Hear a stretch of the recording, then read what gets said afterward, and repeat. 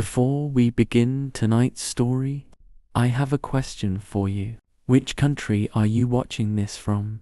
I like to imagine these words traveling quietly through the night, across cities still glowing with streetlights, across mountains wrapped in clouds, across oceans that breathe under the moon, until they find you wherever you are in the world. Now, close your eyes for a moment and picture the ground beneath your feet, under the streets and houses, under the roots of trees, under the layers of stone.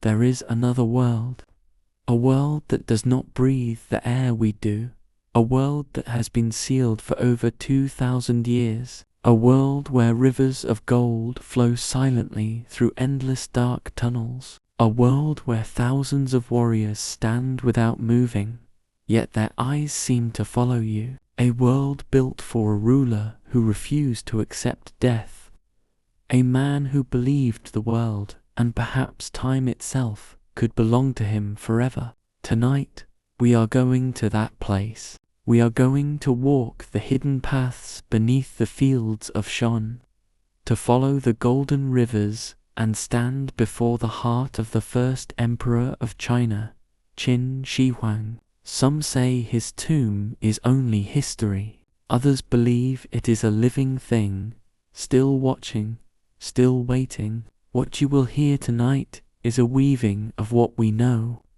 and what might be true in the shadows. And perhaps, by the end, you'll feel as if you've been there yourself. So settle in, breathe slowly, let the world outside fade, and let the tomb open its gates.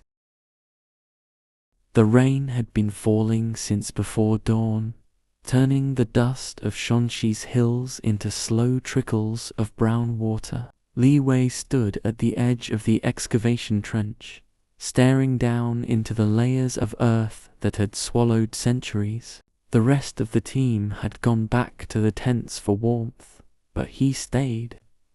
There was something about the smell of wet soil here, something metallic that didn't belong. His boots were caked with mud, but he didn't care. The air felt heavier than it should, as if the ground itself was breathing.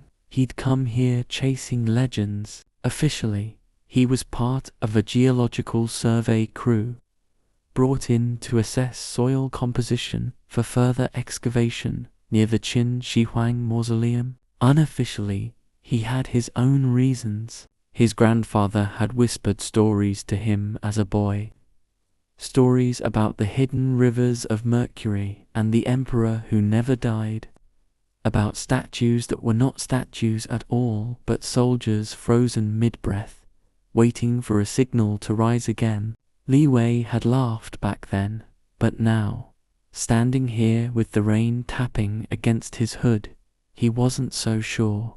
The hole in front of him was narrow, more of a crack than a tunnel, revealed when part of the trench wall collapsed under the weight of rainwater. Through it, the earth smelled strange, not just of damp clay, but of something sharp and chemical. He leaned closer. The metallic scent grew stronger, and beneath it was another smell entirely, one he could not name. It was like the air before a thunderstorm, charged and electric. He lowered himself into the trench and shone his flashlight into the opening. The beam was swallowed almost instantly by darkness. The crack was too small for a person to fit through, but the way the light reflected off something deep inside made his skin crawl. It wasn't stone, it shimmered faintly, like the surface of water, but water didn't glow. The rain grew heavier, and somewhere behind him a voice called his name, but he didn't turn. He could hear something else now, faint but distinct, a low hum, rhythmic, like the distant beat of a drum buried under 1,000 years of silence. The hum was coming from the crack. His fingers brushed the edge of the opening, and he felt the stone there was unnaturally smooth, as if shaped by human hands long ago.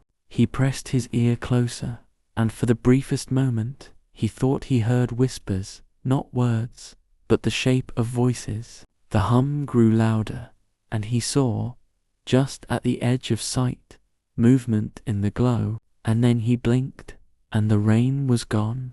The trench was gone. He stood in bright sunlight. Before him stretched a vast plain of yellow earth, the smell of hot dust filling his lungs. The hum was still there, but now it was joined by the clang of hammers, the grind of stone against stone, the shouted commands of men, thousands of them, working in lines that stretched to the horizon. He knew this wasn't real, yet everything was too sharp to be a dream. Sweat stung his eyes, and when he looked down, he saw his hands were no longer gloved, but bare, calloused, covered in dust. The men around him carried baskets of earth on their backs, poured molten bronze into molds, carved blocks of stone. Soldiers in armor watched them, their faces hard and silent. At the center of it all was a figure in black robes, mounted on a horse, unmoving as if carved from obsidian. The sunlight caught on his eyes, and even from this distance Li Wei could feel the weight of that gaze. Qin Shi Huang, the first emperor. The air shimmered around him, as if the heat itself bent to avoid touching him. His presence seemed to stretch beyond the boundaries of his body, filling the space like a shadow that swallowed the sun. Workers bowed as he passed, and none dared to meet his eyes. Li Wei was swept along with the crowd, his body moving without his will. The plain sloped downward, and soon they stood before the opening to a vast pit. Steps descended into darkness. Inside, it was cool, almost cold, and the smell of damp stone replaced the heat of the sun. Torches lined the walls, casting flickering shadows over carvings of mountains, rivers, and creatures Li Wei had never seen before. Creatures with too many eyes, with jaws that curled into spirals, with bodies like rivers that flowed into the stone itself. The deeper they went, the more the walls seemed to breathe. At first, he thought it was just the torchlight playing tricks, but then he felt it under his feet, a slow, steady pulse, as if the ground had a heartbeat. They reached a chamber so vast he could not see its far wall. Workers moved in silence here, lowering great bronze cauldrons into trenches carved in the floor. From each cauldron rose a thin mist, carrying that same metallic temps he had smelled in the trench. Mercury. It shimmered under the torchlight like liquid moons, flowing into channels that snaked across the floor in perfect imitation of rivers. Overhead, the ceiling glittered with thousands of tiny points of light. At first, he thought they were more torches, but then he saw they did not flicker. Gems, pearls, gold dust.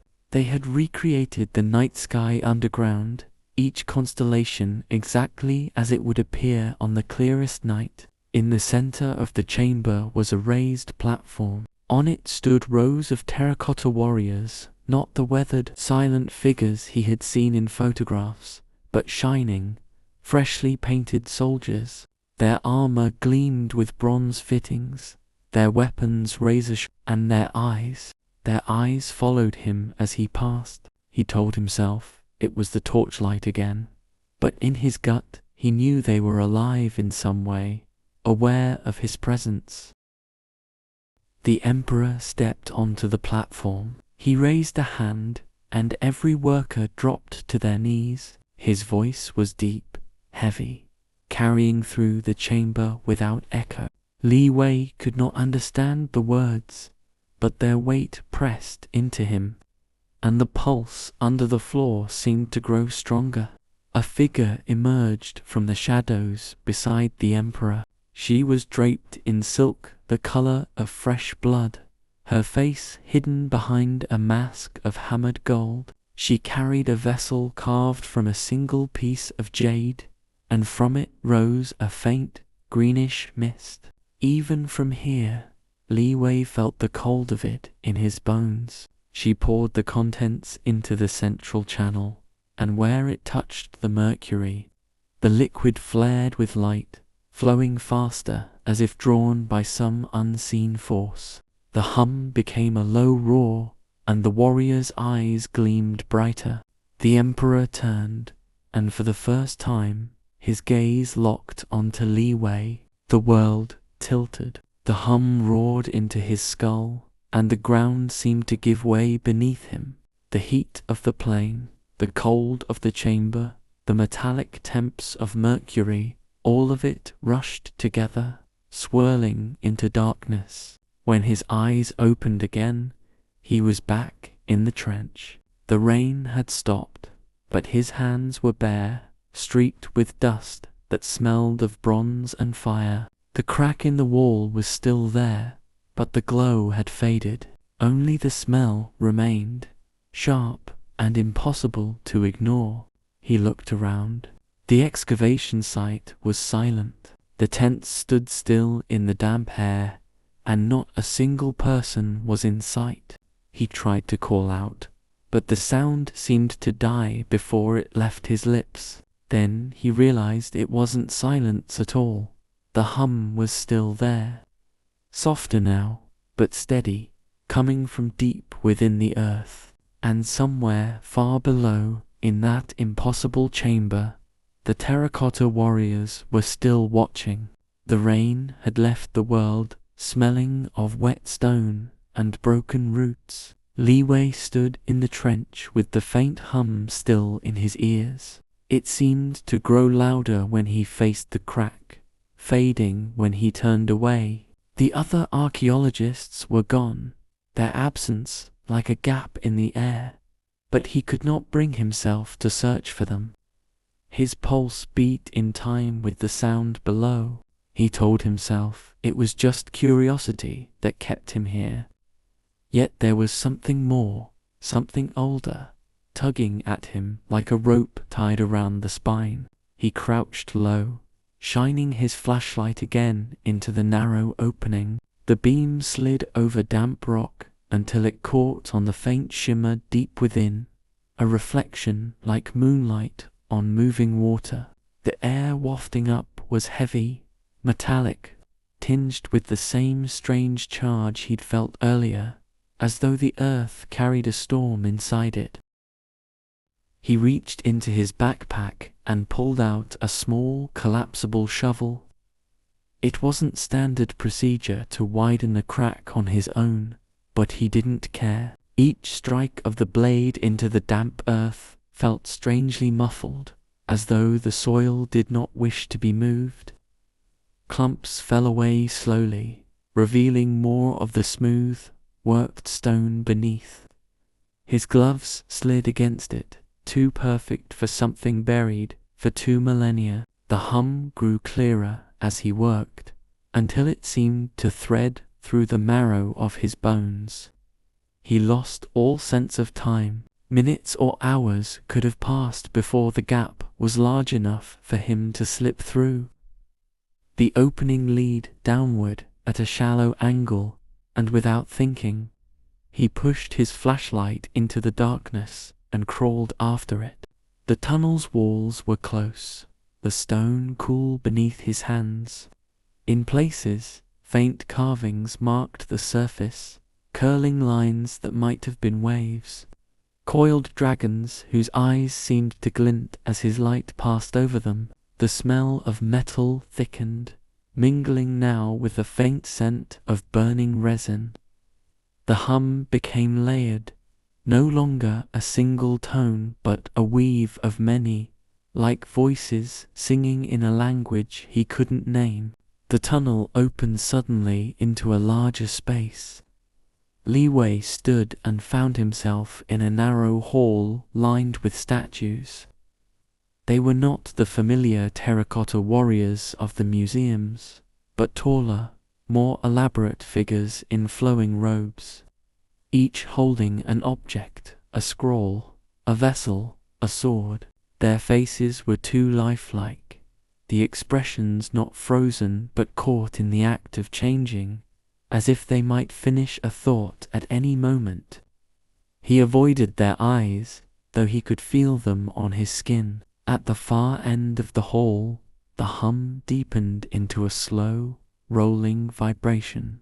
A pair of massive bronze doors loomed there, covered in a lattice of interlocking symbols. He approached, running his fingers lightly over the surface.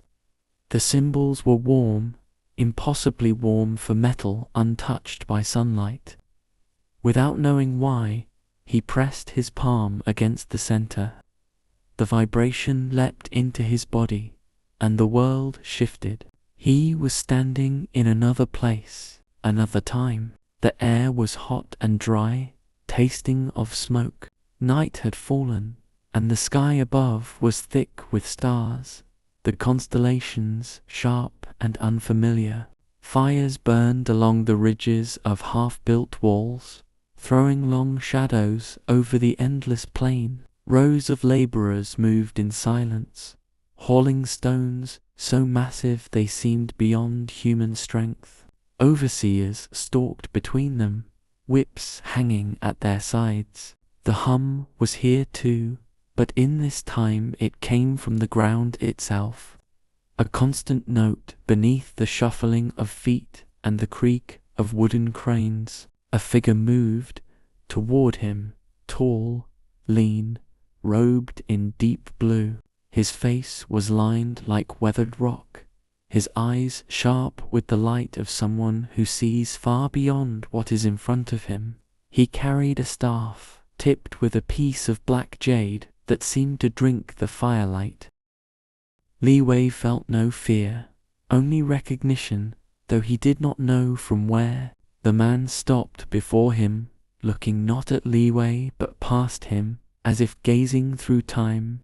His lips moved in words Li Wei could not hear, and when the last one left his mouth, the ground beneath them trembled. From the darkness beyond the fires, a procession appeared, soldiers in perfect formation, carrying lacquered chests bound in bronze. Behind them came others bearing sealed jars, each marked with a symbol Li Wei had seen on the bronze doors. The procession wound its way to a deep pit in the center of the plain. Within it, workers were arranging channels carved into the earth, pouring molten metal into molds that lined the trench walls. Even from here, Li Wei could smell the sharp tang of mercury, though no jar had yet been opened. The tall man with the jade staff descended into the pit, his robes brushing against the stone. When he reached the lowest point, he raised his staff, and the soldiers began unsealing the jars. Silver liquid spilled out, flowing into the channels like serpents seeking the sea. The surface caught the starlight, glowing faintly as it moved. The hum grew louder, deeper, until it resonated in Li Wei's ribs. He looked up and saw that the stars themselves were shifting, forming patterns he did not know but somehow understood. Shapes of dragons, mountains, rivers, the very map of the empire carved into the sky. A sudden voice cut through the night, low and commanding. Li Wei turned and saw Qin Shi Huang himself standing at the pit's edge. His armor caught the firelight like molten gold. The emperor's gaze swept over the scene, and for a moment it seemed he was looking directly at Li Wei, though that should have been impossible. The tall man with the jade staff knelt before the emperor, speaking words Li Wei could not hear. The emperor lifted one hand, and the workers froze. He stepped forward, descending into the pit until he stood on the edge of a mercury channel. The silver light touched his armor, making it gleam with an otherworldly sheen. Then, With deliberate care, he reached into the liquid with his bare hand. Li Wei expected pain, expected the emperor to recoil from the poison, but instead the mercury rose to meet his skin, curling round his fingers like smoke. The hum changed again, becoming something almost like a heartbeat. The emperor's eyes closed, and for an instant the air seemed to hold its breath. When his eyes opened, they glowed faintly, as though reflecting a distant fire. He turned his gaze upward to the sky, and the patterns of the stars shifted once more, aligning into a single, vast sigil. The mercury channels pulsed with light, flowing faster, their surfaces alive with shifting shapes. Li Wei felt a hand on his shoulder. He turned, but no one was there. The world tilted, the heat of the fires vanishing into the cool breath of the underground hall. He was standing before the bronze doors again, his palm still pressed to the center. The vibration faded slowly, like a wave pulling back into the sea. The doors were open now. No sound marked their movement, and yet the space beyond them waited, dark and impossibly deep. The hum spilled out in slow waves, carrying with it the scent of resin and something older, stranger, that made his teeth ache. Li Wei stepped forward. The floor sloped gently downward, the walls carved with images that seemed to move when his light passed over them, rivers that flowed uphill, mountains that shifted places, stars that blinked open and closed like eyes. The air was heavier here, pressing against his skin as though he were walking underwater. The passage ended in a vast chamber. In the center was a pool of mercury, perfectly still, its surface reflecting the ceiling above a night sky made of gemstones, flawless and unblinking. At the pool's edge stood a single terracotta warrior, but unlike any Li Wei had seen before. This one was taller, its armor inlaid with gold, a long spear held upright in both hands. The face was eerily lifelike, the eyes fixed not on him but on the pool. He took a step closer, and the mercury rippled though no wind touched it. The reflection of the gemstone sky wavered, replaced for a heartbeat by another image, a dark plain under alien stars. The emperor standing at the center, his eyes glowing faintly as the silver rivers coiled around him. The warrior's head turned, the movement so slow it might have been imagined. The hum deepened, and Li Wei felt it inside his chest, as if his own heartbeat were being pulled into rhythm with it. He could not move. The warrior raised its spear an inch from the ground, the sound of metal on stone ringing clear in the thick air. The mercury shivered again, and Li Wei saw his own reflection within it, but not as he was now. His hair was longer, his clothes replaced by the armor of an ancient soldier, his eyes lit with a faint, unnatural glow. Somewhere far above, the world of rain and soil still existed, but here, in the breath of the earth, time was folding in on itself, drawing him deeper toward the heart of the emperor's dream. The reflection in the mercury pool stared back at Li Wei with an unblinking intensity. Its eyes, his eyes were the same shape and color, but the faint glow inside them was not his own. The armor it wore was ancient and intricate, layered with bronze scales and gold filigree, its surface catching the light in patterns that shifted like running water. The reflection moved before he did, tilting its head slightly, the motion too deliberate to be chance.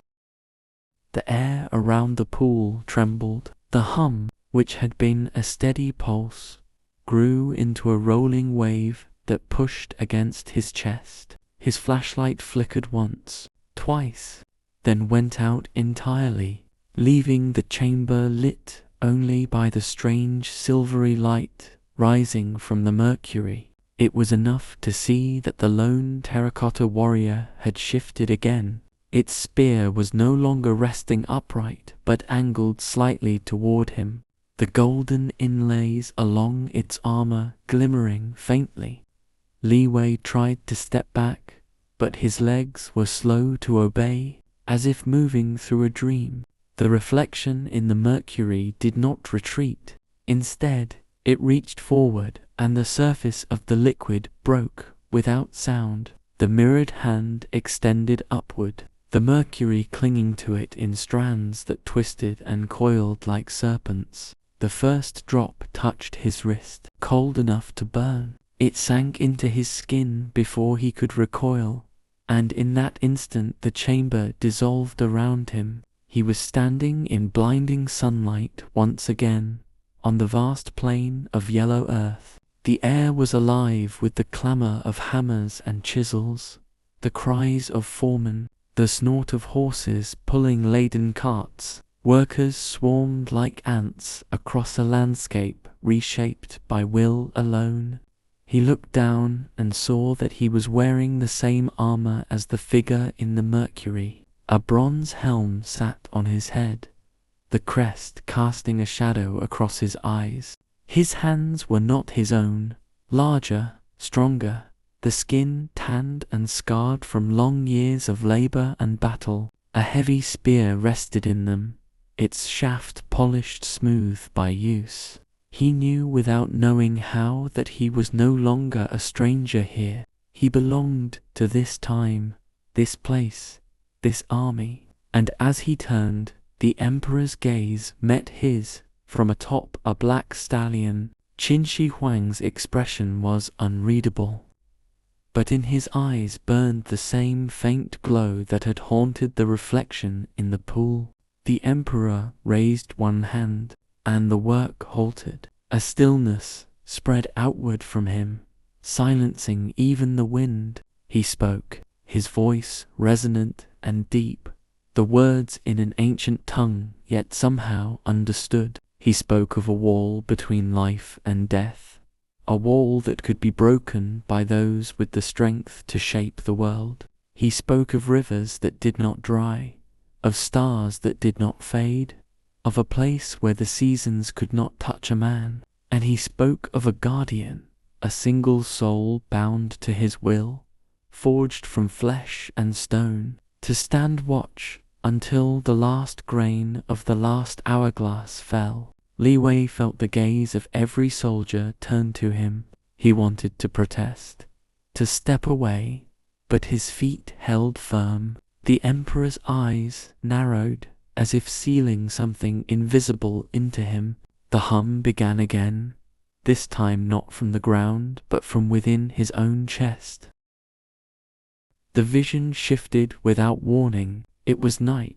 Torches lined the edge of a colossal pit, casting flickering light on ranks of terracotta warriors arranged in precise rows. Their painted armor glistened in the firelight, their weapons ready, their expressions impossibly human. At the center of the pit was a circular dais, upon which the Emperor stood beside the tall man with the jade staff. The red-robed woman with the golden mask was there too, her vessel of jade glowing faintly with that same green mist. The man with the staff traced symbols into the air, each stroke leaving a line of darkness that hung in space before sinking slowly into the earth. The woman poured the mist into the mercury channels, and the silver liquid writhed as though alive. The hum rose in pitch, and the warrior's eyes opened, each one glowing faintly in unison. The Emperor turned and gestured to Li Wei, or the man he now was in this time. He stepped forward, climbing the dais, until he stood before the Emperor. The jade staff was pressed into his hands, the weight of it greater than its size should allow. The stone at its tip seemed to vibrate in harmony with the hum in his chest. The emperor spoke again, his tone solemn. Li Wei understood that he was being bound to what he could not fully grasp, but the weight of the words settled into his bones. When the final syllable was spoken, the jade stone flared with a light that pierced the night, and the mercury channels erupted into a cascade of shimmering light. The ground trembled, not with the chaos of collapse, but with the deliberate rhythm of something vast awakening. A wall of sound rolled outward from the dais, striking the rows of terracotta warriors. Stone cracked, but instead of crumbling, the cracks glowed with the same light as the jade. The warriors took a single step forward in unison, their movements as fluid as living men. The air thickened with the scent of earth and fire,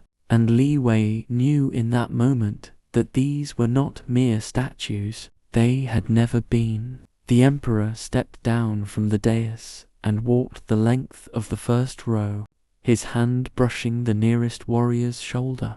Each touch seemed to anchor them more firmly to the ground, as if drawing unseen chains into place. At the far end of the row, he turned back to Li Wei and nodded once. The vision shattered. Li Wei gasped, the cold air of the chamber flooding his lungs. He was back at the mercury pool, kneeling, the taste of metal sharp on his tongue.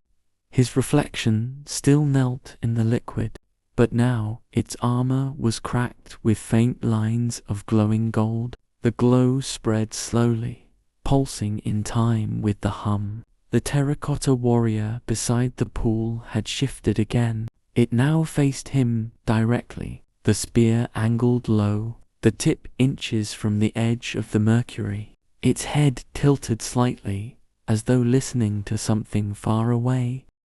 Li Wei rose slowly, his legs unsteady. The hum followed him as he stepped back, but the reflection did not fade. It raised its hand again, palm outward, and for a moment Li Wei felt as though a great weight pressed against his chest, not crushing but holding, measuring. Then, without warning, the pool's surface stilled, and the reflection was gone. Only the gemstone stars above remained, their cold light glinting on the silver liquid. The hum faded to a faint throb, buried deep within the earth. He turned toward the passage that had brought him here, but the way was no longer the same. The carvings on the walls had shifted. The rivers now flowed in reverse. The mountains had sunk into valleys. The stars were scattered in new patterns. The air was heavier, warmer, and somewhere in the distance there was a faint sound like stone grinding against stone. The terracotta warrior was no longer by the pool. Li Wei moved carefully, the silence of the chamber pressing against his ears. The grinding sound grew louder as he walked, joined by a slow, deliberate rhythm footsteps, impossibly heavy. He reached the bronze doors again, but they were closed, the symbols on their surface now glowing faintly. The hum behind them pulsed like a heartbeat. He laid his hand on the center, but the warmth was gone. Instead, the metal was cold enough to sting, and it would not move. The footsteps stopped. From the shadows at the far end of the hall, a shape emerged. It was another warrior, taller than the first, its armor darker, the edges lined with black jade instead of gold. It carried no weapon, but its hands were closed into fists the size of stones. Its eyes glowed faintly, the same color as the jade staff in the vision. It stepped forward once, and the hum returned in a deep, resonant wave. Li Wei felt it in his bones, in the old scar on his leg, even in his teeth. The warrior raised one hand and pointed directly at him. The hum became a roar. the hall dissolved again. He was back in the pit of the vision. The emperor and the tall man with the jade staff standing before him. The warriors around them were no longer rows of silent figures, but a living army, their feet shifting, their spears glinting in the firelight. The emperor's voice cut through the noise, and Li Wei felt the command settle over him like a net. Guard, wait, watch. The words were not in any language he knew, yet they burned into his mind, unshakable. When the vision faded this time, he was still on his knees before the closed bronze doors. The warrior in black jade was gone, but the hum still echoed in the air, as if something beyond the doors was breathing. He realized then that the reflection in the mercury had not shown a possibility. It had shown a memory, his memory. And somewhere, in the impossible tangle of time that stretched beneath this tomb, the role the emperor had given him was not yet finished. The air was still, yet it seemed to press in on Li Wei from every side, thick with the weight of uncounted years. He stood before the closed bronze doors, the faint hum seeping through them like the slow exhale of something vast. His fingertips rested against the cold metal, and for a moment he thought he felt it pulse, as though the metal itself was alive. The symbols etched across its surface glimmered faintly, their shapes shifting when he tried to focus on them, never quite the same twice. He turned away, scanning the hall. The lone light source was the silver glow from the mercury pool far behind him, but it seemed farther now, as though the distance had stretched while he wasn't looking. The hall's walls had changed too. Where before there had been carved rivers and mountains, there were now winding corridors cut into the stone, branching into the dark. The ground beneath his boots was no longer flat, but subtly sloped, the stone damp and cold. He hesitated only a moment before stepping toward the nearest corridor. The hum was still behind him, yet it was also ahead, vibrating faintly through the floor. The narrow passage swallowed him quickly, and the last glint of the mercury's light disappeared behind a bend. The walls here were closer, rougher, streaked with veins of dark minerals that caught the faint glow of his flashlight. In places, the stone seemed to have been melted and then cooled again. Its surface rippled like frozen water. The further he went, the stronger the sense of directionless space became. The corridor twisted in ways that made no sense, doubling back on itself without returning to the same place. At times it sloped upward only to descend again twice as far. There were no markers, no signs of the excavation above, only the persistent hum and the faint smell of resin and metal. He began to notice other sounds, small, almost hidden beneath the hum. A faint scrape, like stones shifting under weight. A distant tap, rhythmic, measured. Once he thought he heard the low murmur of voices, but when he stopped to listen, there was only silence. The first junction came without warning. The corridor split into three, each mouth as dark as the others. The hum pulsed faintly in all directions, offering no guidance. He chose the center path, driven by instinct more than reason. The walls here were lined with niches, each holding a small carved figure no taller than his knee. They were not warriors, but strange creatures, some with the bodies of men and the heads of beasts, others with too many limbs, their faces obscured by masks. Their stone eyes seemed to watch him as he passed, and he quickened his pace. The path opened into a chamber. It was smaller than the others he had seen, the ceiling low, the air damp. In the center was a stone pedestal upon which rested a circular disc of black jade. its surface engraved with the same shifting symbols as the bronze doors. Around it, the floor was inlaid with thin channels of gold that radiated outward like the spokes of a wheel, disappearing into the walls.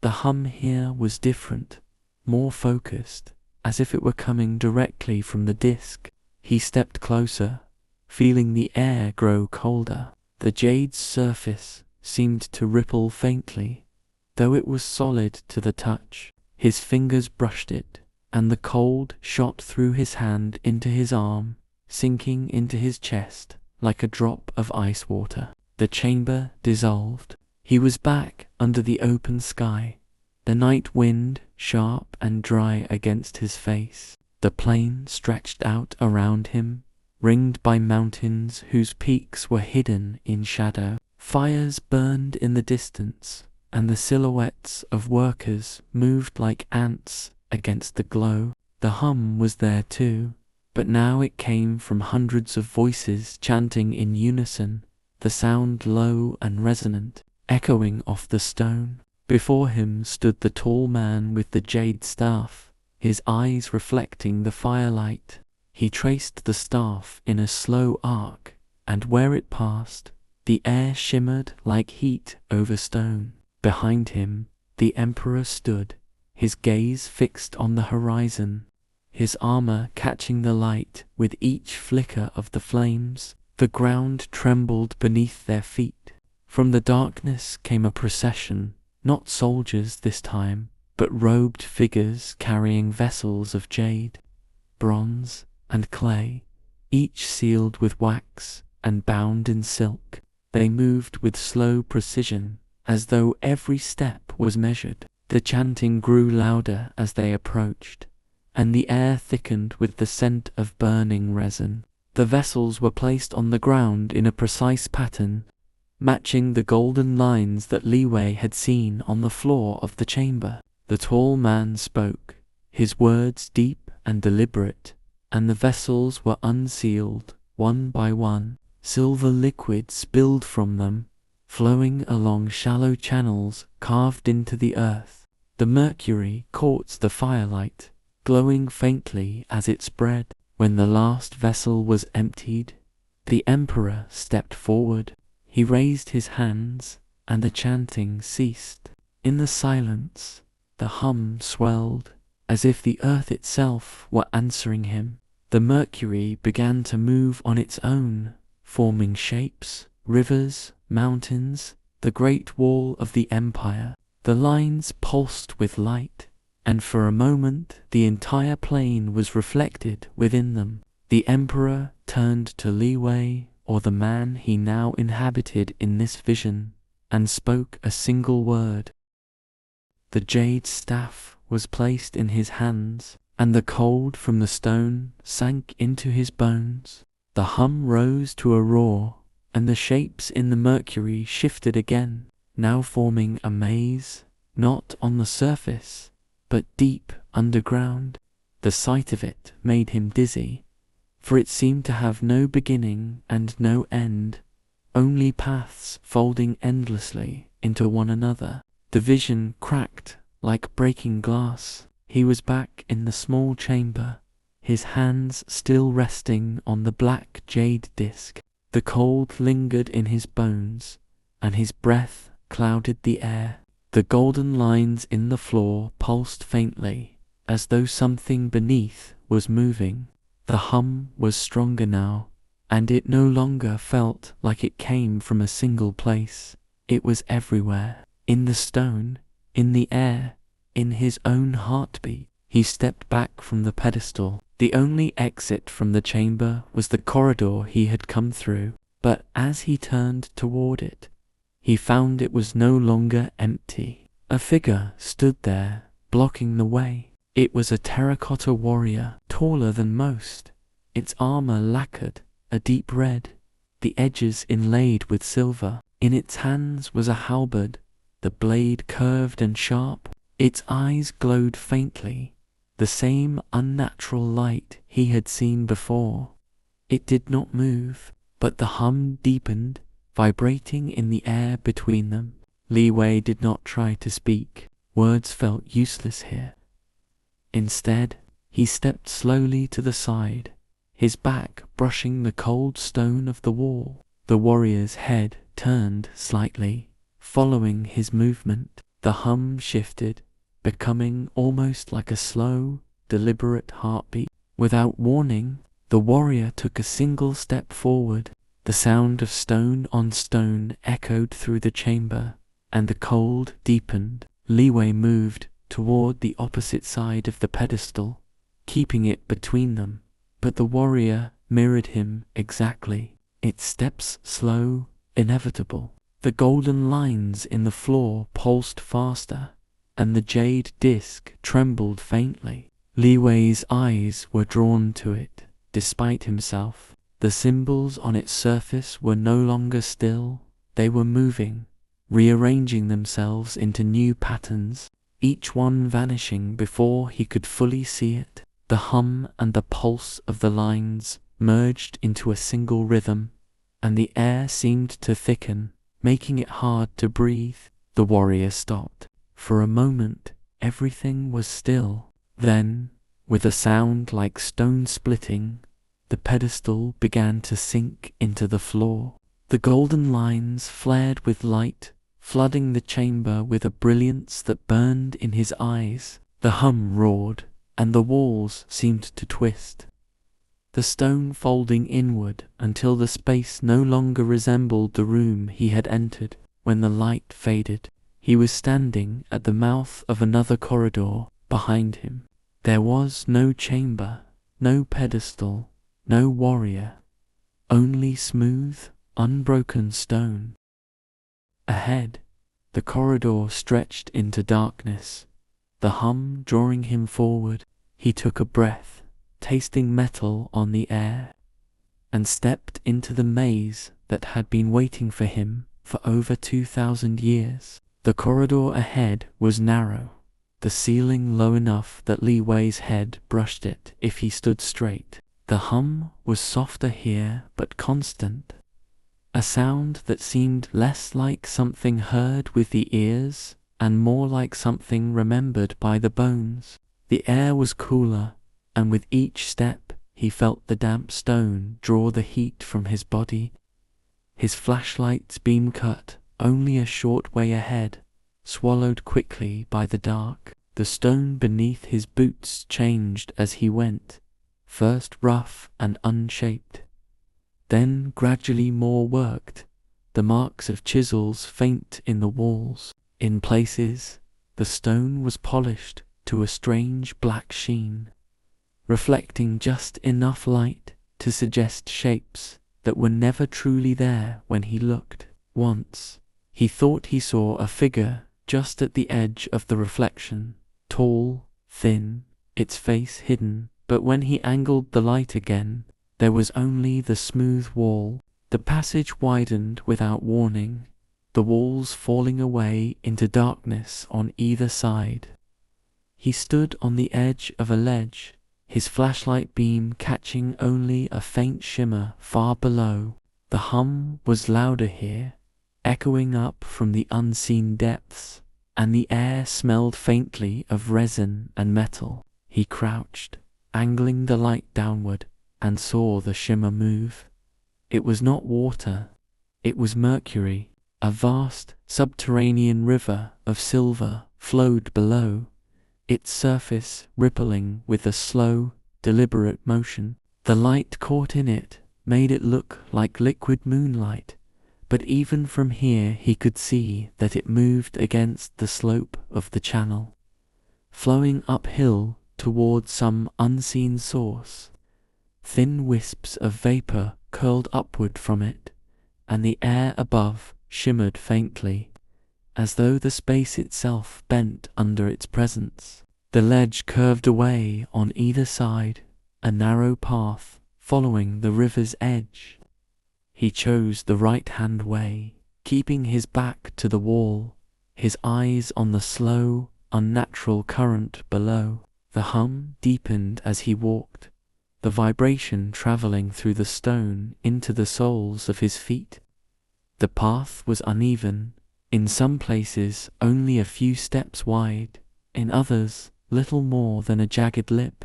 Far ahead, a faint glow touched the air, soft and unsteady. He moved toward it, careful not to look too long into the mercury's shifting surface.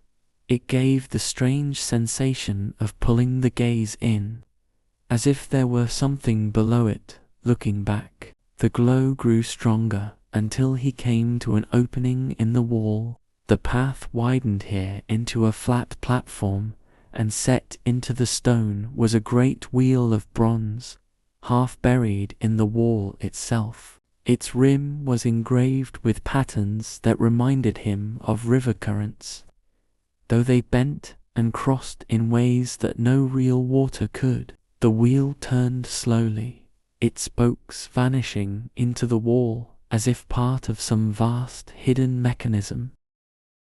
The air near it was warmer, and the hum resonated here like a deep note struck on a string. As he stepped closer, the sound shifted subtly, rising and falling, almost as if it were responding to his presence.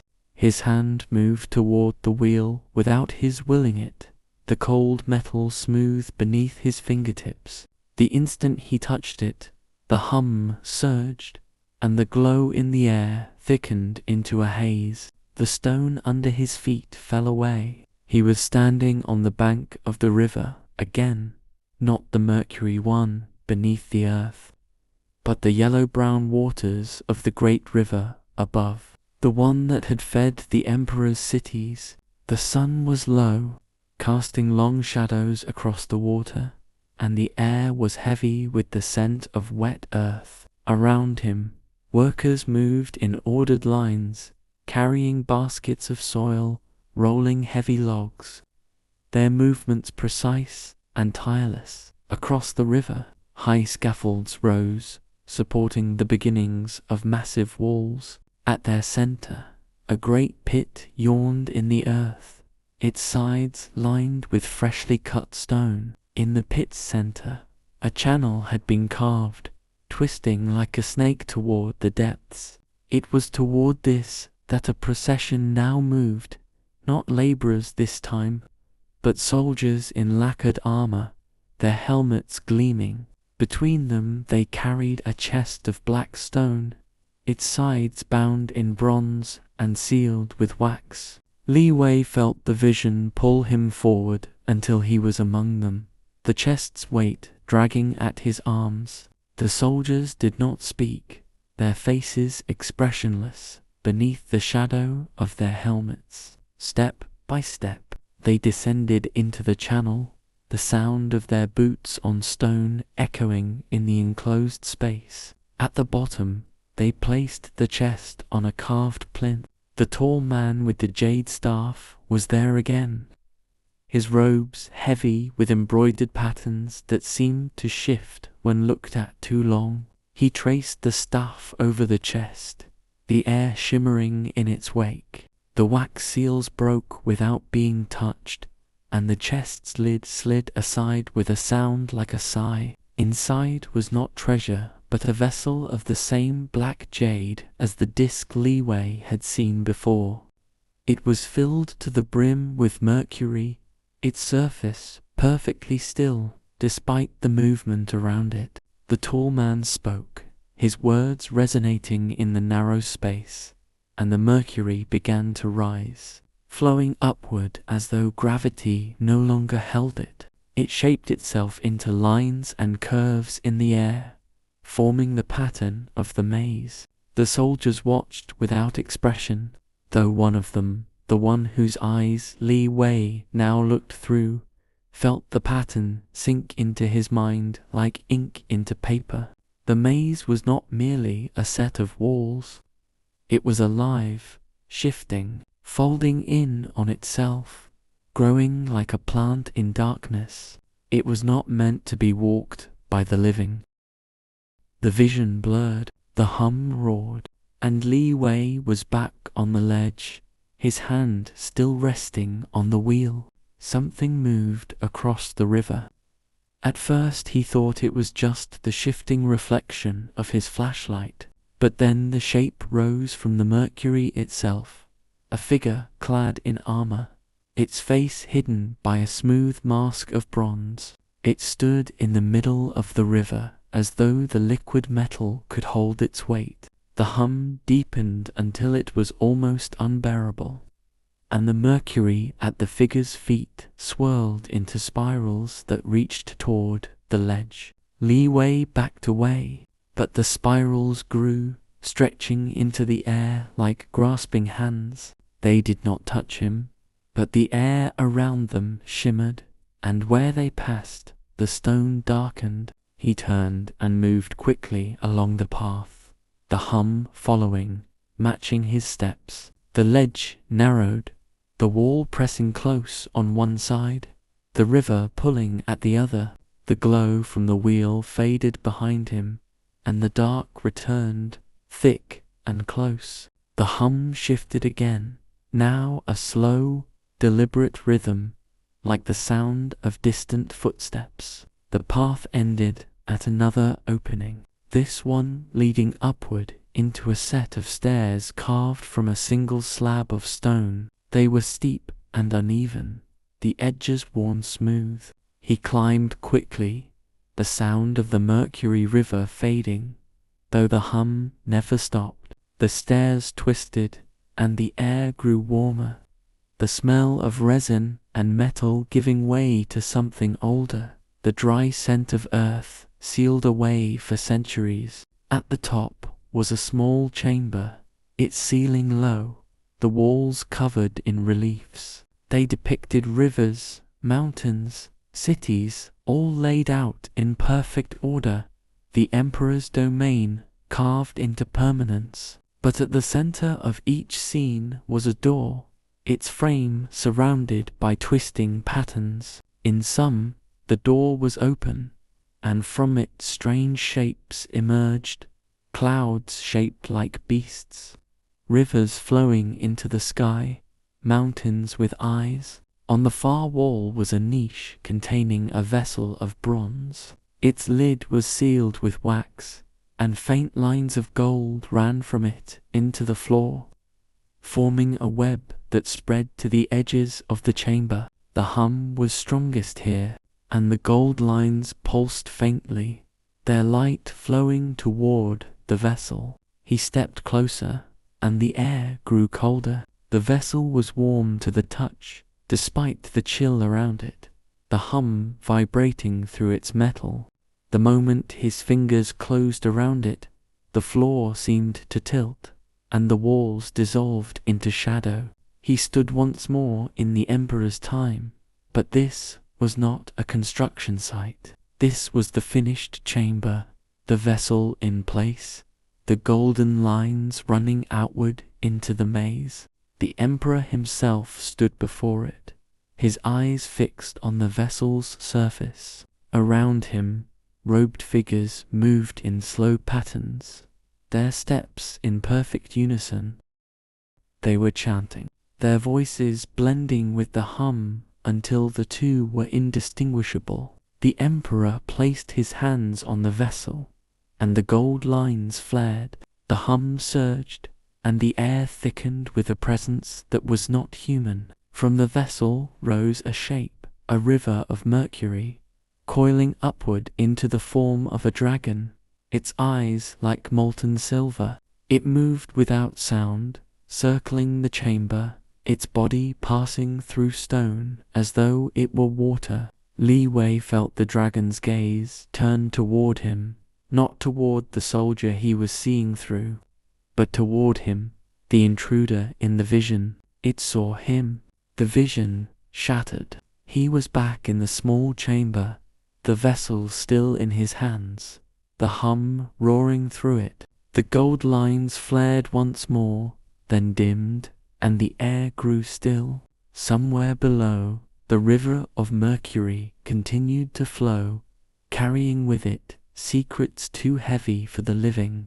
The vessel in his hands pulsed faintly, as though something within it was breathing. Li Wei held it away from his chest, his arms tense, afraid that if he kept it too close, the rhythm of its pulse might sync with his own and take control. The hum, though softer than before, had changed.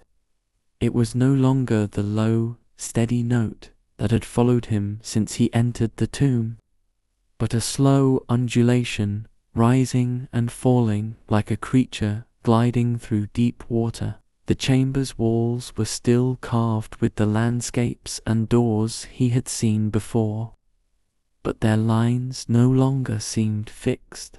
The rivers shifted their courses subtly when he glanced away. Mountains leaned at unfamiliar angles, and the carved doors pulsed faintly, as though something on the other side was aware of him. He stepped backward, keeping the vessel steady, and his boot brushed against one of the gold inlays on the floor. The pulse in the vessel quickened, the air bent, not in the way wind bends it, but in the way heat over stone blurs and distorts. The lines of the walls stretched outward, then folded back on themselves, and the floor beneath him lengthened without him taking a step. The vessel warmed, and a thin stream of light bled from the seal, curling upward like smoke. He felt a pull in his stomach, not physical but somewhere deeper, a sensation like falling inward. The gold lines on the floor brightened until they were rivers of molten metal, flowing outward into a horizon that had not been there a moment ago. He realized the chamber was gone. He stood on a vast plain of black stone, the gold rivers cutting across it in patterns too precise to be random. Far above, the sky was not sky at all, but a ceiling of swirling mercury, lit from within by pale silver light. Shapes swam in it, too large and indistinct to be named, their movements slow and deliberate. A wind rose from nowhere, though it carried no scent, no weight. It was the movement of something vast, passing unseen. The vessel's hum deepened, and the gold rivers shifted, their lines twisting into new paths before his eyes. He realized they were shaping a corridor, a path through the endless plain. It did not rise or curve, but the air within it was subtly different, as though marked by the same unseen force that had been guiding him since the first stone door. He stepped forward. The black plain under his boots did not feel like stone anymore. It was smoother, almost like glass, and faint vibrations traveled through it as he walked. The gold rivers on either side pulsed in time with the vessel's hum, and far above, the shapes in the mercury ceiling drew closer.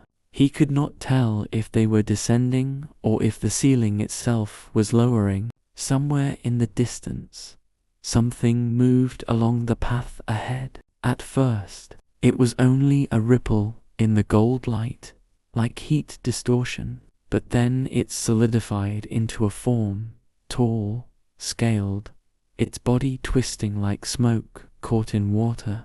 It had no legs, only a long serpentine body that wound along the path with impossible grace. Its head was crowned with antler-like horns of silver, and its eyes burned with the same molten glow as the Mercury River. The dragon, it did not fly. It flowed, the movement of its body shifting the air in a way Li Wei could feel on his skin. It circled once, its coils looping far above and then returning to the path ahead. When it spoke, it was not with sound but with the same pressure that had pulled him into the visions before. The meaning was not in words but in the direct placing of thought into his mind. You are not of the time that built this path. Li Wei gripped the vessel tighter, unsure whether the hum it made was a shield or a lure. The dragon circled him again, the tip of its tail leaving faint ripples in the black stone. Where it touched the gold rivers, the lines flared brighter. The builder bound me to the heart of the maze, The dragon's thought pressed against him. He shaped the rivers to my body, the walls to my breath. None may pass who do not carry the seal. Li Wei glanced at the vessel. The seal on its lid was unbroken, though the light that escaped from it pulsed more quickly now. Others have come, the dragon continued, its coils shifting to block the path ahead. They bore no seal. They became the walls. At first, Li Wei did not understand, but then he looked to the side of the path. The black plain rose into jagged shapes there, and in some of those shapes he recognized the faintest hint of human form. A hand, a face, a knee bent as though mid. They were not statues. They were the stone itself. The dragon's head lowered until its eyes were level with him. If you break the seal, the rivers will open, but the path will not remain the same for long. The hum in the vessels surged, and the gold rivers flared once more. Without thinking, Li Wei stepped forward. The dragon did not move aside, but its body thinned like smoke, and he walked through it. The sensation was like stepping through a deep pool, pressure against his skin, a moment of weightlessness. Then the ground again beneath his feet. The path ahead shifted as he walked. The gold rivers bent in impossible angles, sometimes circling back, sometimes branching into three before rejoining. At times the path passed through archways of black stone whose surfaces reflected not his own image but other figures, a soldier in lacquered armor, a robed scribe carrying a scroll, a woman in a dress embroidered with mountains. They did not see him, though some seemed to pause, as if hearing a sound. The air grew thicker, the mercury ceiling closer. Its light was brighter now, and from within it shapes began to descend. Not the dragon, but fragments of cities, rivers, mountains. They drifted down like leaves on water, settling along the path's edges. Some he recognized from the carvings in the chamber, the emperor's palace, the great walls, early towers, the confluence of two great rivers. They were not illusions. They were pieces of the world, preserved in silver and lowered into the maze. The hum shifted again. It was no longer just the vessel. It was coming from ahead. The gold rivers narrowed to a single point, and there, in the distance, stood a doorway. It was the same as the ones carved on the chamber walls, its frame surrounded by twisting patterns that seemed to shift in and out of sight. The door itself was closed, its surface plain, but the air around it bent like heat haze. The dragon appeared again, coiling beside the door. Its gaze was fixed on the vessel. Beyond this door is the heart. The one who built it waits there still. Li Wei hesitated, the weight of the vessel heavy in his hands. If you carry the seal through, the dragon's thought pressed against him, you may leave, or you may take his place. The hum deepened until it was the only sound, and the gold rivers began to dim, their light pulling toward the doorway. He stepped forward. The patterns around the frame writhed, forming shapes, not beasts, not men, but something between. They opened their mouths, and the hum shifted into a chant. He placed his hand on the door. The seal on the vessel cracked. A single drop of mercury slipped free, falling onto the gold river at his feet. It spread instantly, racing along the lines toward the horizon, and the black plain shuddered. The dragon coiled higher, its body vanishing into the mercury ceiling.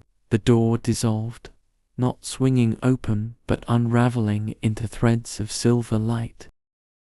Beyond was not a room, but another river, this one wider than any he had seen, its surface still, its depth infinite. At its center stood a figure in robes of dark jade, his back to Li Wei. He turned slowly, and Li Wei saw the emperor's face for the first time.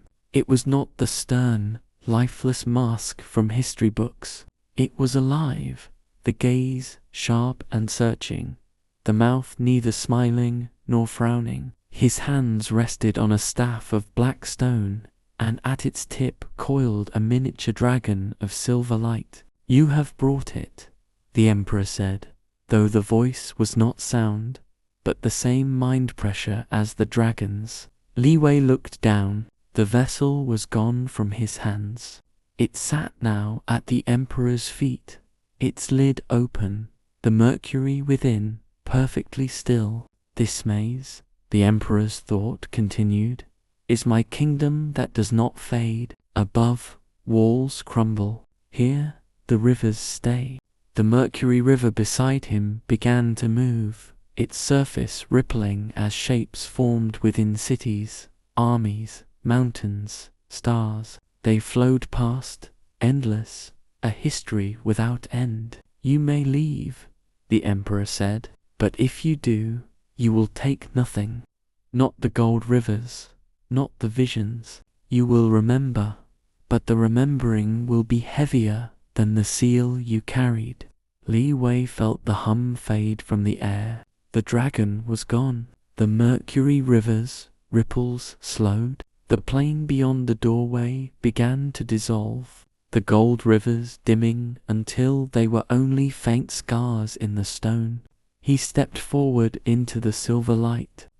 The silver light around Li Wei was both blinding and soft, as if it came from no source, yet filled every space. His steps made no sound. The door he had passed through was gone, though he could feel it somewhere behind him, like the memory of a path walked too far to retrace.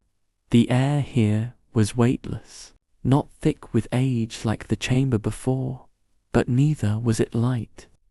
It had the quality of deep water, supporting him, slowing him, carrying him whether he moved or not. The emperor still stood at the center of the mercury river, the staff in his hand unmoving, the miniature dragon of light coiled around it, with its head resting near his fingers. His eyes were not fixed on Li Wei any more, but on the river at his feet. Shapes formed in it, an army in formation, banners rippling without wind, a mountain wrapped in storm cloud, a single tree on a cliff's edge shedding silver leaves into the current. Each image passed and sank beneath the surface, replaced by another, an endless procession of worlds. "You think this place is a tomb?" The emperor's thought reached him, unhurried, unshaken. "But a tomb is only an end. This is not an end. This is the knot where beginnings tie themselves again." Li Wei did not answer. The vessel, now open, sat between them. Its mercury no longer pulsed or shimmered, but lay still, a mirror without flaw. He wanted to look into it, but the same instinct that keeps a man from staring too long into the sun kept his gaze away. This seal, the emperor's thought pressed again, was the heart of my command. With it, rivers follow their course. Walls stand against time, the mountains kneel. Without it, all returns to dust. He stepped closer to the mercury river, though the distance did not seem to shorten in the normal way. One step, and the emperor seemed only slightly nearer, as if the space between them expanded to match each movement. "When my flesh faded, I walked here. I made the rivers as my roads. I bound the dragon to their curves. I took the skies and laid them into the ceiling so I would never be without the world above." The silver light shifted, and Li Wei realized the ceiling here was not empty. Above the still river, he could see faint outlines, not of stone, but of landscapes, as if seen from the air, peaks, valleys, winding watercourses. They moved slowly, drifting in the current of light like continents afloat. You crossed the path, the emperor continued. You bore the seal without breaking it. Few have done so. Those who came without it were swallowed. Their steps became the paving stones, their shadows the walls. A faint pulse traveled along the Mercury River, making the images ripple. The dragon of light on the emperor's staff raised its head as if sensing something. This place has rules. The emperor's thought pressed deeper. One who carries the seal to the heart may do 3 things: return and forget, return and remember, or remain and hold the rivers. Li Wei understood the meaning without needing more words. To return and forget was to lose all of this, to step back into the world above as if nothing had happened.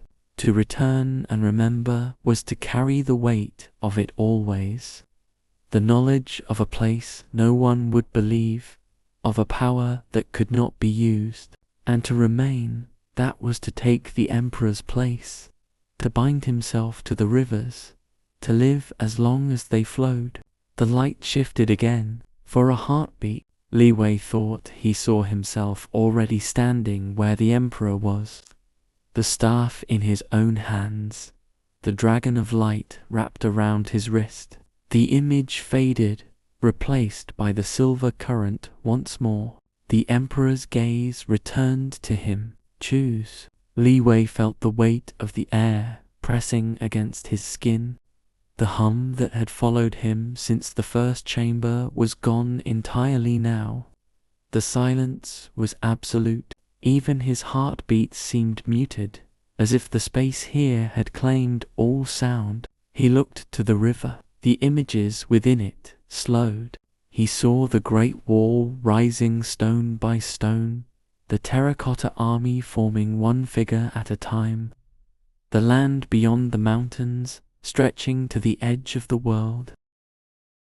Then the river's surface darkened, and the images changed. He saw the plain above, the excavation site, the tents and lights of the research team. He saw his own tent, his notes, his camera. The surface flickered, and he saw beyond that cities, traffic, glass towers, and far-off mountains hidden in haze. The emperor's voice pressed against his mind again. Above, time eats all. Here, time bends. Which world do you wish to stand in? For a moment, Li Wei thought of the nights he had stared at the excavation maps, dreaming of uncovering something untouched. He thought of how those dreams had felt infinite, until now, when infinity had shown its true shape. He stepped to the river's edge. The mercury surface reflected nothing of himself. He reached out a hand, and the cold was unlike anything he had ever felt. It was not the cold of air or water, but the absence of all heat, the stillness of the void between stars. When his fingertips touched it, the images beneath surged forward, faster now, centuries passing in a blink, mountains rising and falling, rivers shifting their courses.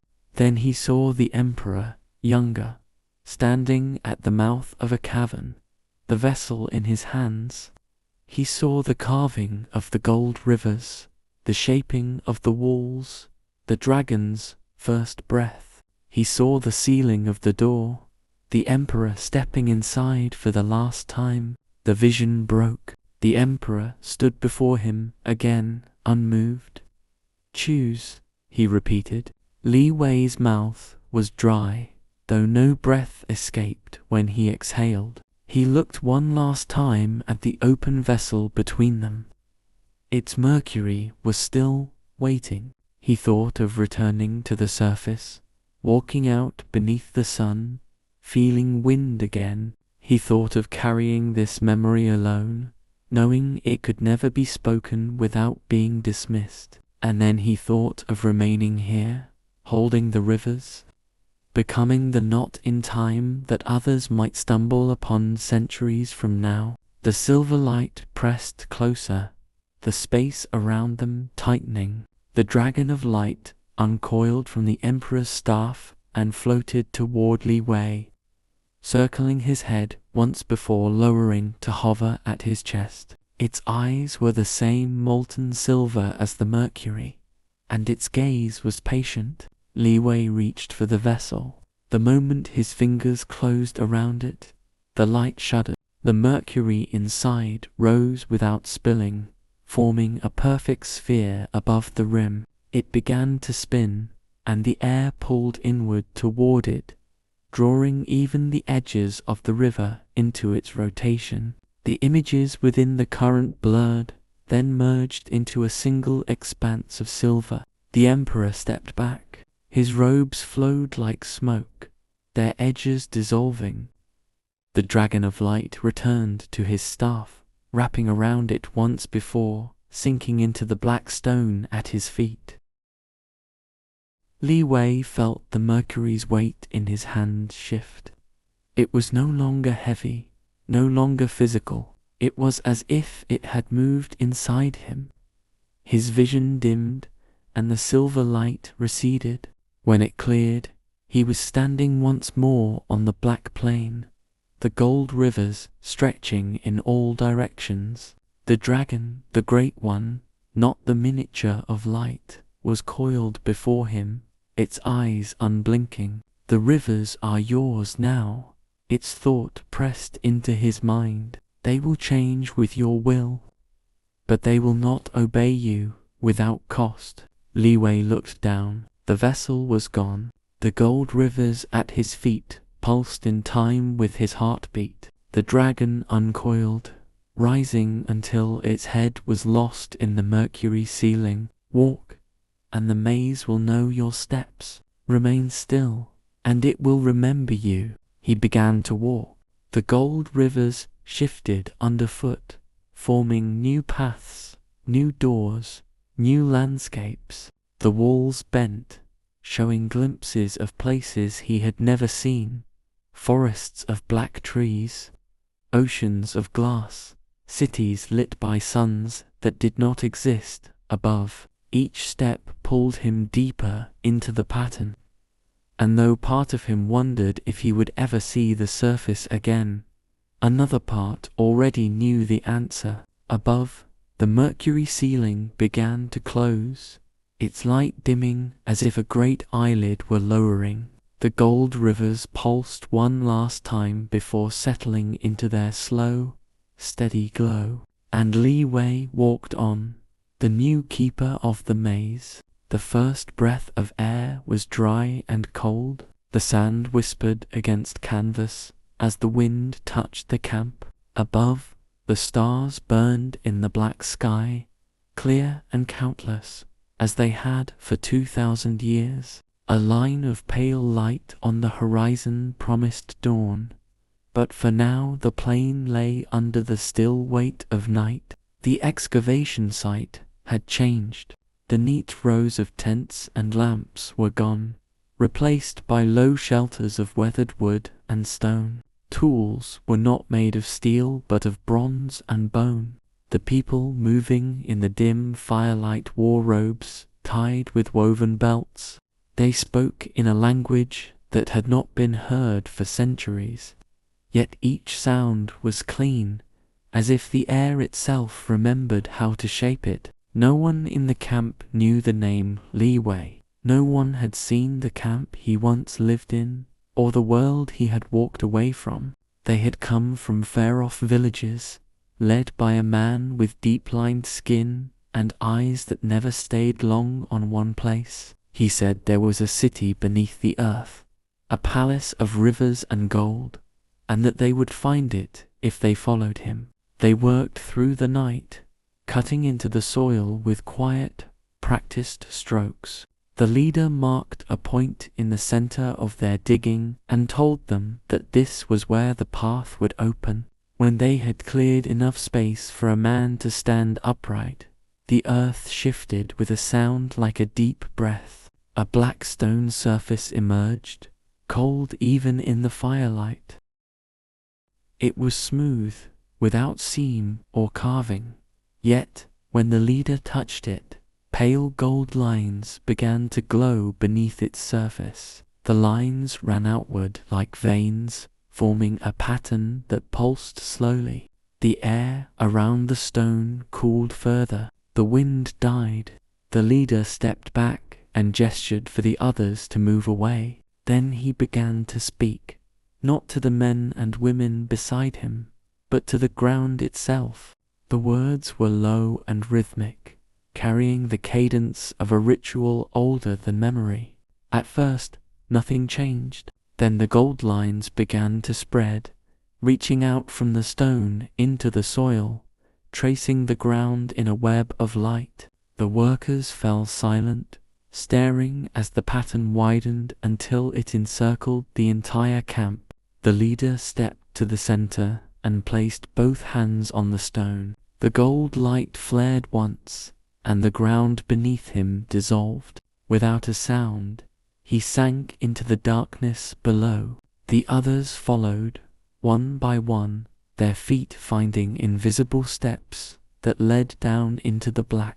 The air grew warmer as they descended, heavy with a metallic scent. At the bottom, they found themselves on a wide plain.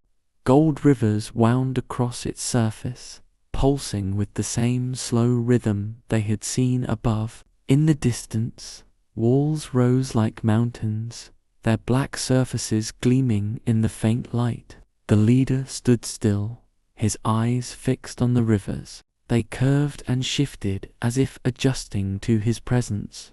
He took a step forward, and the rivers parted to form a path. The others followed, their footsteps silent on the black stone. They walked for hours without meeting a corner or dead end. The rivers guided them, sometimes leading them between towering walls, sometimes across open plains where the ceiling arched far above like a sky of dark metal. Then the path narrowed. The gold lines on either side glowed brighter, and the air cooled again. The leader slowed, scanning the walls. Faint shapes moved across them, not shadows, but images, as if the stone were a window into another place. They saw cities burning, rivers flooding their banks, mountains splitting under storms. The images shifted faster, showing lands they did not know, faces they did not recognize. The leader reached out to touch the wall, but the moment his fingers brushed the surface, the images stopped. The stone darkened, and a voice spoke not aloud, but inside the skulls of everyone present. "You walk in the keeper's path." The workers froze. The leader's eyes narrowed. He stepped closer. "We seek the heart," he thought, though he did not know if the voice could hear him. The gold rivers pulsed once, twice, then changed direction. The path ahead dissolved, replaced by another that curved sharply to the right. The leader followed without hesitation. They walked until the air thickened, the metallic scent growing stronger. Then they entered a chamber where the floor dipped into a wide basin. At its center was a pool of silver mercury, still as glass. The workers hung back, but the leader knelt at the edge. His reflection did not appear in the surface. Instead, he saw a plain lit by gold rivers and a figure walking along them. The figure's face was shadowed, but the shape of his shoulders, the way he held his head, it was human. The figure stopped and turned. Silver light flared where his eyes should have been. The mercury rippled, and the voice came again. "You are not the one who bound the rivers. You are not the one who opened the seal. You may walk, but you will not hold." The leader bowed his head. "Then let us see what may be seen." The mercury stilled. The gold rivers in the vision pulsed and shifted, showing images the leader had never dreamed of. Vast halls lined with statues of black stone, each holding a weapon of gold. Forests under a sky lit by 3 moons.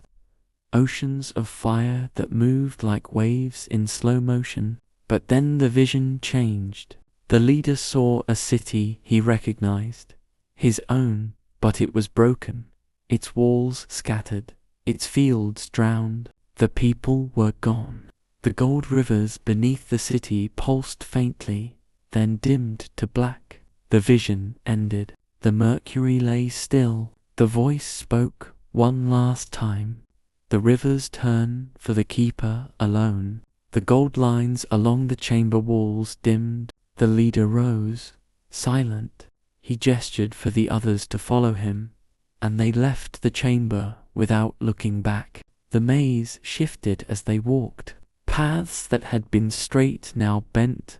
Walls that had been solid now opened into new spaces. The workers whispered that the place was alive, that it was watching them. Hours later, they returned to the black stone entrance. The leader climbed the invisible steps to the surface and stood under the stars once more.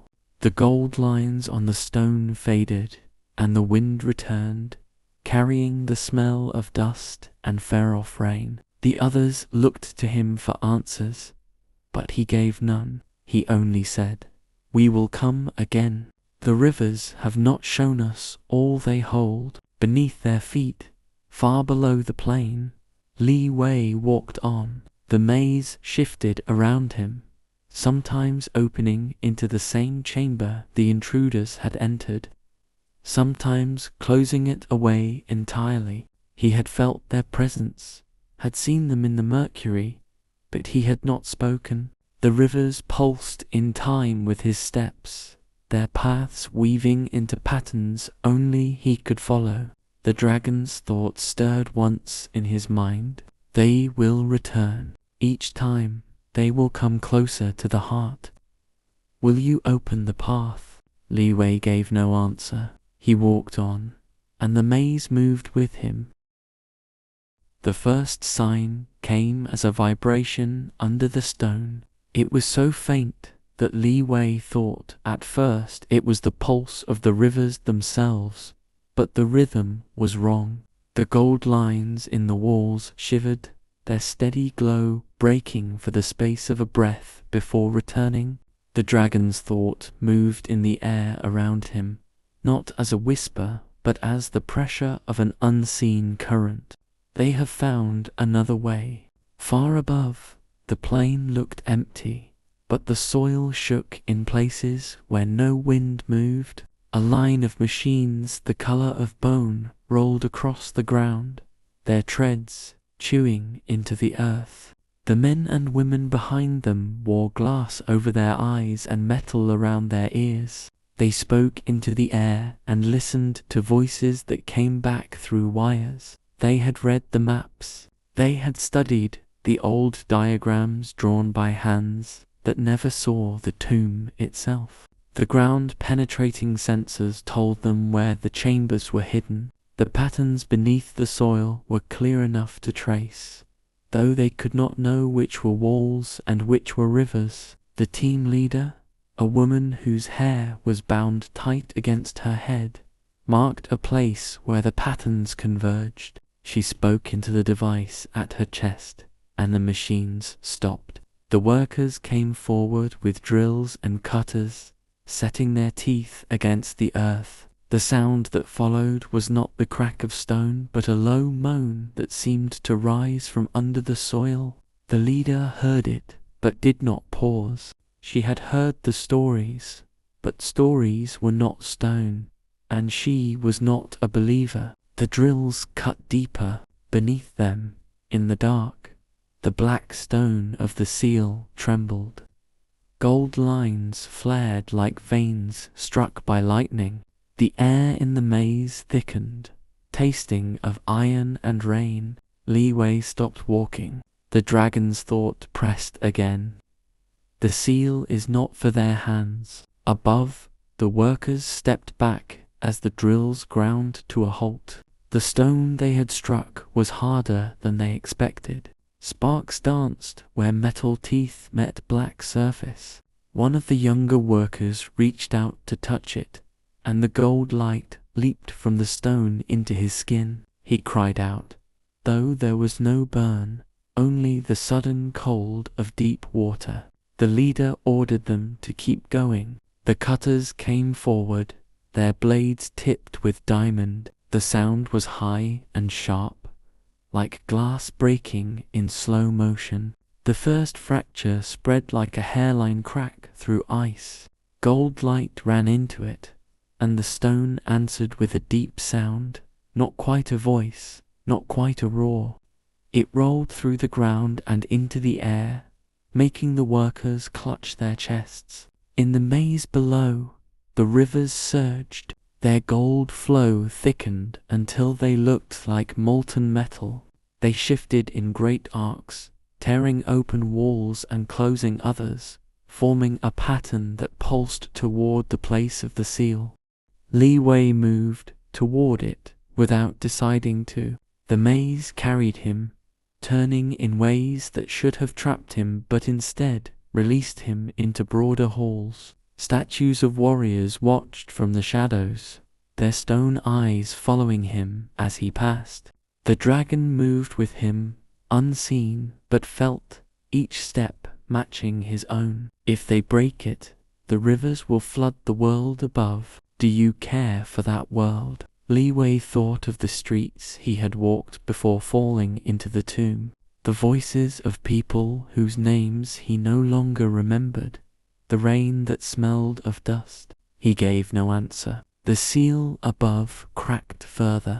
The gold light flared brighter, burning through the soil around it. The workers shielded their eyes.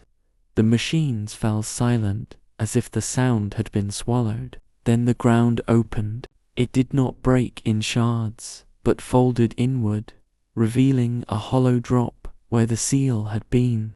The air that rose from it was heavy and cold, tasting of metal and something older, a scent like rain falling on a river that had been dry for centuries. The leader stepped forward, shining her light into the opening. It caught on black walls that dropped straight down into darkness. At the bottom, a shimmer of gold moved like a slow heartbeat. She ordered a rope lowered. The youngest of the workers volunteered to go first. He descended into the opening, his lamp swinging. The air thickened around him with each step, his breath fogging in front of his face. The gold light below grew brighter until it was the only thing he could see. When his feet touched the black floor, the gold lines in the walls flared. The river pulsed, and in that moment, Li Wei stepped into the chamber from the far side. The boy froze, the lamp trembling in his hand. Li Wei's eyes reflected the gold light. His face was neither young nor old, his skin marked by no years the boy could name. The dragon's shadow curled behind him, too vast to belong to the space. The boy took a step back, but the wall was there, unyielding. Li Wei said nothing. He moved past the boy, toward the river. The gold flow shifted toward him, parting slightly, and the dragon's thought filled the space. They cannot walk here without the keeper's breath. Above, the leader called down, but the boy could not answer. His voice was caught somewhere between his chest and the air.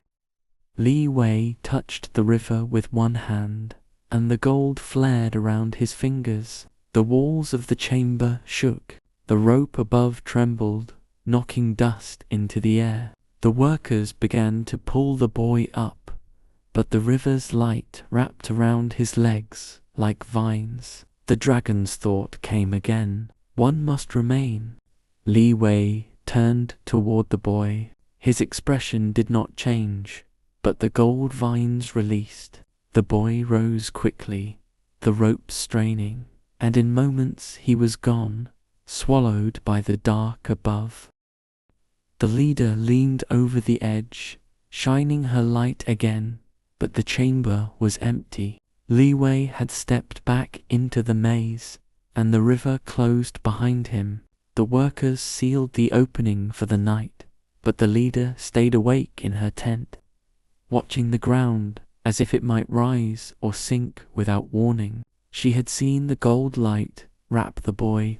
She had seen the shadow that did not belong to any man. In the maze below, Li Wei stood still. The rivers around him pulsed slowly again, their anger receding. The dragon spoke once more. They will not stop. When they return, they will not come with rope and light. They will come with fire, and the rivers will answer. Li Wei knew the truth of it. The gold paths were shifting already, curling into defenses he had never seen before. Statues turned to face certain directions, their weapons angled toward invisible points. The air thickened in corridors that once felt open. Far above, the first drops of rain fell on the plain. The water sank quickly into the soil, but the scent of it carried far, a scent like mercury and old stone. The rain did not stop. It fell in fine silver threads, sliding into the cracks of the plain, soaking the soil until it darkened to the color of old blood. The workers watched the ground as it drank the water faster than it should, vanishing without trace. The leader kept her eyes on the place where the seal had been breached. The circle now covered by a steel plate bolted into the earth. The wind carried the metallic scent all night, as if the tomb beneath had been opened wider than they could see. At dawn, the machines started again. They had new orders, faster, deeper, no hesitation. The storm above did not matter. The funding was in place, the schedules set. No story about curses or ancient protections could slow them.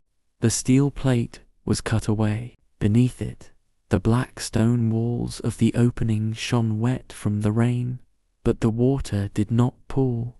It slid downward, pulled into the earth like veins drawing blood toward the heart. The leader ordered the descent to resume, this time with more than ropes. A steel frame was built around the opening, lowering a cage-like platform into the dark. Li Wei felt the change in the maze below long before the first machine touched the air of the chamber. The rivers pulsed harder, their gold light flashing in bursts like silent lightning. The dragon's thought pressed heavy against him. They come with teeth that do not rest. He walked the narrowing corridors toward the heart. The walls here were different, no longer carved with soldiers and battle scenes, but with shapes that curled like clouds and flames, rising toward a single figure that stretched from floor to ceiling. The first emperor's face looked down from stone that glowed faintly in the gold light, his eyes carved so deeply they seemed to follow movement in the shadows. Li Wei reached the central door, a slab of black stone veined with gold that did not match the rivers. This was older even than the tomb itself. He pressed his palm to it, and the veins warmed beneath his skin. The air thickened, and his sight bent. The walls around him fell away. He was standing in another time. The sky above was crimson, heavy with smoke from burning forests. Thousands of workers moved like ants across the hills, carrying stones, pouring molten metal, digging trenches that glowed with the reflection of something vast below. At the center, in robes that caught every thread of light, stood Qin Shi Huang. His crown gleamed with gold, but it was the black jade in its center that drew the eye. He raised a hand, and silence moved outward like a wave. From the hills, a procession began. Figures in robes of silver and white, carrying a long chest between them. The chest was not wood, but bone, carved with symbols that made the air waver. When they reached the emperor, he touched it, and the chest opened without sound. Inside was the heart. It was not a heart in flesh and vein, but a sphere of gold so pure it hurt the eyes to see. It pulsed like a living thing, each beat sending ripples through the ground. The emperor's voice moved through the air, not in words, but in weight, the promise that this heart would hold his soul beyond death, that it would keep the rivers running and the warriors standing, that it would make his rule eternal. The sphere was lowered into the deepest chamber, and the black stone door was sealed with veins of gold. The rivers were poured around it, mercury and molten light, shaping the maze that would confuse any who came without his command. The vision snapped away. Li Wei stood once more in the present, his hand still on the black door. The dragon's thought came again. The heart beats still. If they touch it, the rivers will leave the earth. Above, the platform descended into the chamber. The leader and 2 of her team stood within it, their lamps cutting through the heavy air.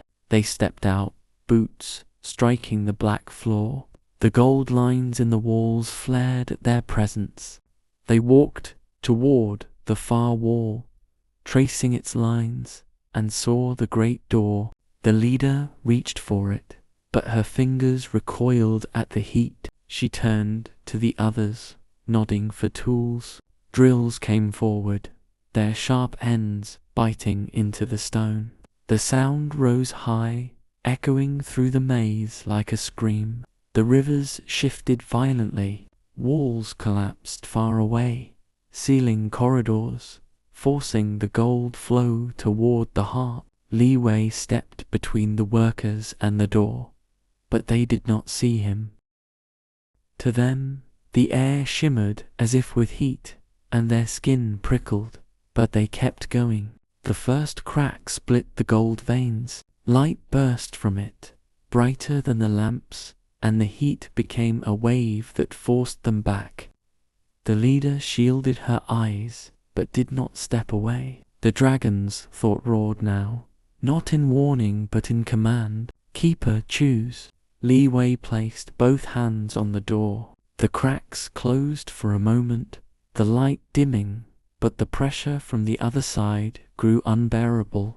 He could feel the heart's pulse quicken, sensing the intruders. Each beat shook the floor. The leader stepped forward, reaching for the crack with her bare hand. The moment her skin touched the gold light, the rivers erupted. They came not as water, but as walls of molten metal, surging through the maze, tearing down stone, sweeping aside statues like dust. In the chamber, the floor split open, and the gold poured upward, wrapping the workers in light so thick they vanished from sight. The leader's scream cut short as the river claimed her, the sound swallowed by the heat. Li Wei stood unmoving as the gold rose around him. It did not burn him, it lifted him, carrying him toward the black door. The dragon's shadow expanded until it filled the chamber, its unseen body curling in endless coils. The door opened. On the other side was the heart, vast now, far larger than in the vision, its gold surface cracked with rivers of light. Each pulse was a thunderclap in the air, shaking the walls of the tomb. The dragon's voice filled the chamber, no longer thought but sound. One ruler, one keeper. Without one, the other falls. Li Wei stepped forward, the gold light bending toward him. He placed his hand on the heart. The pulse slowed, matching his own. The rivers calmed, their furious surging settling into a steady flow. The bodies of the intruders were gone. The tools lay melted into the floor. The ropes and platform above had been severed, the opening now sealed by black stone once more. The heart dimmed slightly, no longer straining against its prison. The dragon's voice faded into the walls. Until the next shadow comes, Li Wei stepped back. The door closed without sound. The gold veins cooled to a steady glow. The maze was quiet again, its paths shifting lazily as if in sleep. Above ground, the plain was silent. The rain had stopped. No sign of the breach remained. The camp was empty, the machines abandoned, their metal frames rusting as if years had passed in a single night. In the deep below, Li Wei walked the rivers once more. His steps were unhurried. The warriors stood at their posts, their stone eyes fixed ahead. The gold flowed smoothly between them, carrying whispers of a time when the heart was placed in the earth. He did not know when the next shadow would come, only that it would, and when it did, the rivers would rise again, and the heart would choose. And so, we return to the surface. The golden rivers fade back into the earth. The stone soldiers close their eyes once more, and the gates of the first emperor's tomb seal shut. As they have for more than 2,000 years, the air above feels different now, lighter, yet carrying the weight of what lies beneath. Perhaps you can still hear the faint sound of mercury flowing in the dark, or feel the eyes of a terracotta warrior watching from somewhere you cannot see. We have walked the paths between worlds tonight, from our own time into the breath of an empire long vanished, and back again. And maybe, in dreams, you will wander there once more, hearing the echo of footsteps that are not your own, passing through halls where no one living should walk. Some secrets never truly rest. They wait, patient as stone. Now I will leave you to the quiet. May the night be gentle to you, wherever in the world you are. And if this story found its way into your thoughts tonight, I hope you'll let me tell you more on another night, in another place, between history and legend. Until then, sleep well.